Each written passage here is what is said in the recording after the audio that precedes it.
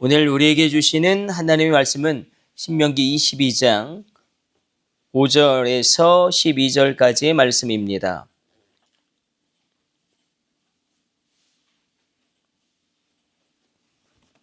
우리 같이 읽습니다. 여자는 남자의 의복을 입지 말 것이요 남자는 여자의 의복을 입지 말 것이라. 이같이 하는 자는 내 하나님 여호와께 가증한 자이니라. 길을 가다가 나무에나 땅에 있는 새의 보금자리에 새 새끼나 알이 있고 어미새가 그의 새끼나 알을 품은 것을 보거든 그 어미새와 새끼를 아울러 취하지 말고 어미는 반드시 놓아줄 것이요 새끼는 취하여도 되나니 그러면 내가 복을 누리고 장수하리라. 내가 새 집을 지을 때에 지붕에 난간을 만들어 사람이 떨어지지 않게 하라. 그 피가 내 집에 돌아갈까 하노라.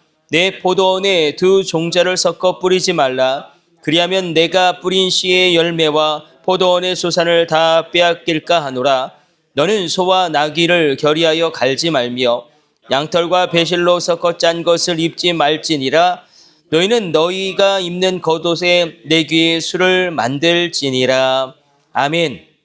오늘 본문의 말씀은 하나님께서 이스라엘 백성들에게 특별히 정결례 가운데 그리고 정결례보다도 굉장히 중요한 율법의 본질의 말씀을 전하고 있는 본문입니다. 이학 총장님이죠. 제가 구약 공부할 때에 이학 총장님이 굉장히 중요한 본문의 말씀이다. 율법에 있어서 하나님이 강조한 것 가운데 내 이웃을 내 몸과 같이 사랑하고 하나님을 내 마음을 다하고 뜻을 다하고 힘을 다하여 사랑하라. 그 율법의 정신, 그것 다음으로 율법에 있어서 굉장히 중요한, 그러니까 섞으면 안 됩니다. 이게 하나님의 정한 법칙이죠. 섞으면 안 돼요. 양털도 배실로 섞으면 안 되고 소와 결의도 섞으면 안 되고 그리고 두 종자를 섞어도 안 됩니다. 이 섞는다는 것을 하나님이 얼마나 극단적으로 싫어하는지 우리가 보게 되어지는데 그래서 5절의 말씀도 그렇게 우리가 받아들여야 합니다. 여자는 남자의 의복을 입지 말고 남자는 여자의 의복을 입지 말라. 이것은 단순히 남자가 여자의 옷을 입지 말고 여자는 남자의 옷을 입지 말라. 이렇게 단순하게 받아들일 수 없겠죠. 이것은 뭐냐면 여자는 여자대로 남자는 남자대로 살아야 한다. 게이도 그렇고 우리가 얼마나 많은 이런 동성애자들이 발생하고 있습니까? 사실 동성애의 99%는 동성애의 이 99% 그리고 에이즈의 99%는 정확하게는 이 남성 간의 동성애자들 때문에 발생하는 것으로 거의 파악되고 있죠. 그러니까 이 가증할 일을 너희가 행하지 말라. 이것도 섞지 말라라는 큰 율법의 정신과 부합됩니다. 하나님께서는 정확하게 구별하기를 원하시죠. 구별하기를 원해요. 남자는 남자대로, 여자는 여자대로. 그렇게 하나님은 구별하십니다. 온 우주를 창조하실 때도 이 구별하는 것이 창조 사역에 굉장히 중요한 어떤 핵심이었죠. 구별한다는 것은 질서를 정하는 것입니다. 질서 있게 하늘 위의 공창 또 하늘 아래의 공창으로 또 나누시고 또 거기에 물층을 두시기도 하고 어둠과 빛을 나누시고 구별하시고 그리고 땅과 물도 구별하심으로 그 대양을 구별하심으로 말미암아 해류도 구별하시죠. 해류도 하나님이 정하신 대로 흘러가고 있지 않습니까?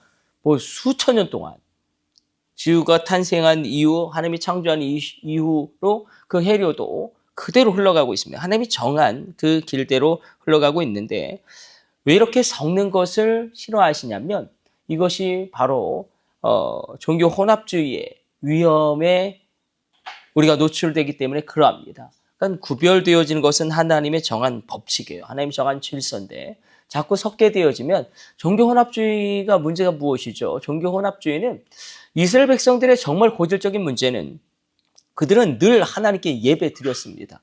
늘 하나님께 나아가 예배 드리고 하나님께 나아가 찬양을 드리고 제사와 번제를 드렸는데 문제는 무엇이냐면 아침에는 바알에게 분향하고 점심에는 하나님께 예비하고 저녁에는 아세라 목사에게 전하는 이게 종교혼합주의입니다. 종교혼합주의는 모든 종교를 다 용인하기 때문에 사실은 이 종교혼합주의의 위험에 노출되어진 이스라엘 백성들은 그 본질의 힘을 잃어버리게 되죠. 오늘도 이 새벽 여러분을 축복합니다. 하나님을 더 강하게 체험할지어다.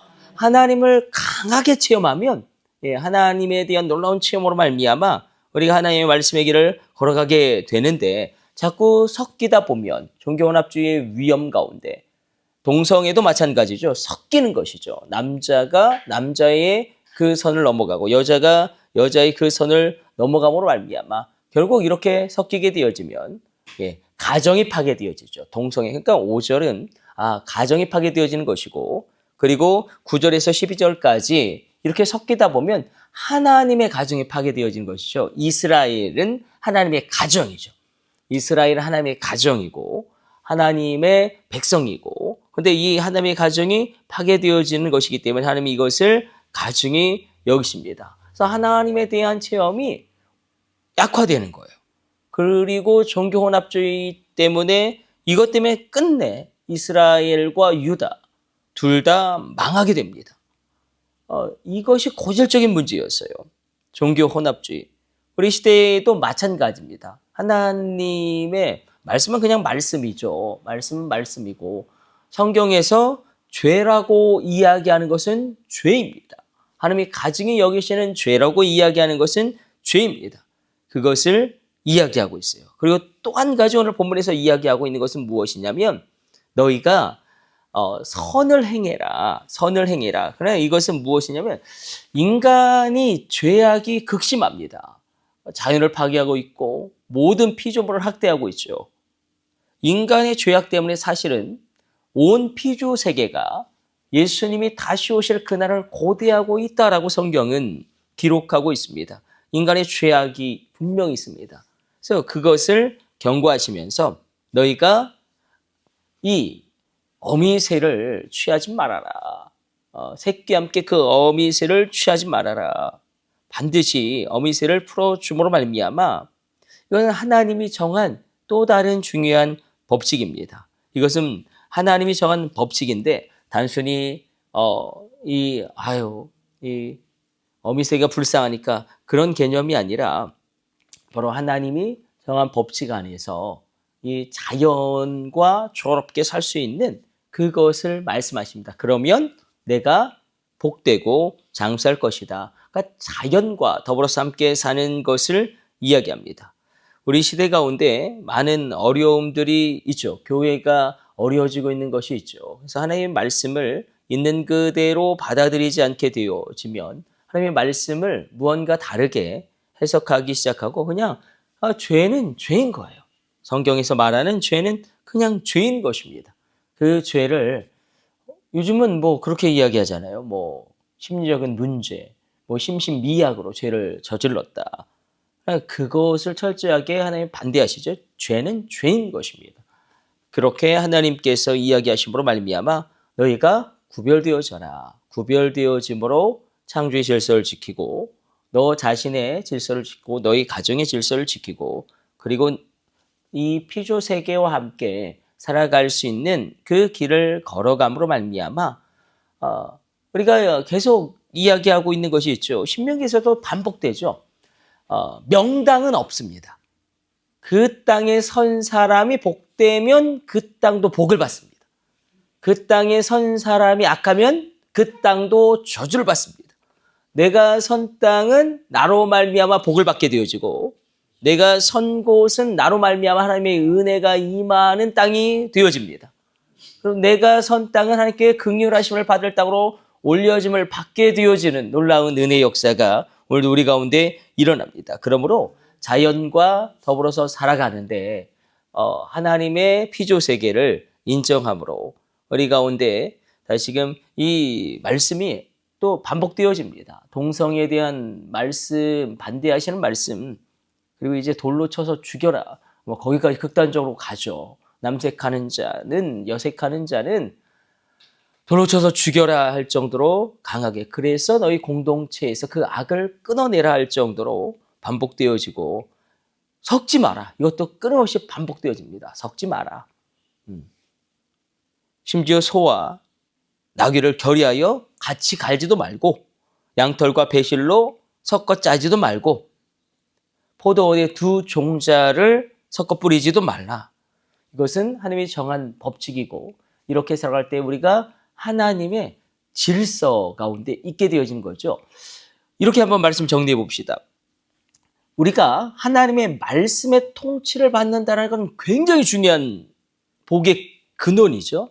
하나님 말씀대로 통치를 받게 되어지면 만약에 우리 가정이 하나님의 말씀대로 통치를 받게 되어지면 어떤 일이 일어납니까? 끝내 회복되어지고 끝내 일어나게 되어지고 끝내 방향을 찾게 되어집니다. 우리 자녀들이 하나님의 말씀의 통치를 받게 되어지면 그 분명한 인생의 표대를 발견하고 좌로나 우로나 치우치지 않고 달려가는 자가 됩니다.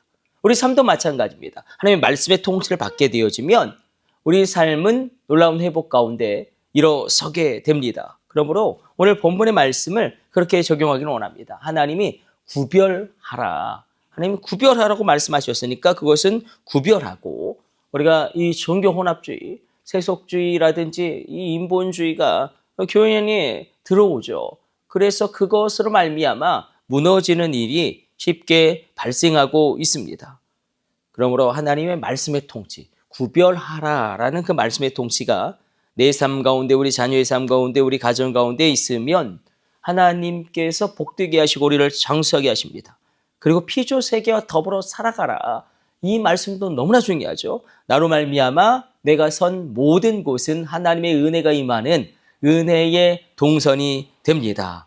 하나님께서는 나를 통하여 이 땅을 복되게 하시고 하나님은 나를 통하여 내가 선 곳을 아름답게 하시고 은혜와 긍휼을 베푸시며 하나님은 나를 통하여 내가 가는 곳마다 하나님의 살아계심의 역사를 증명하시는 살아계신 하나님으로 오늘도 일하십니다. 이것을 우리가 붙잡고 이 새벽 주님 앞에 나아가기를 주님의 이름으로 축복합니다.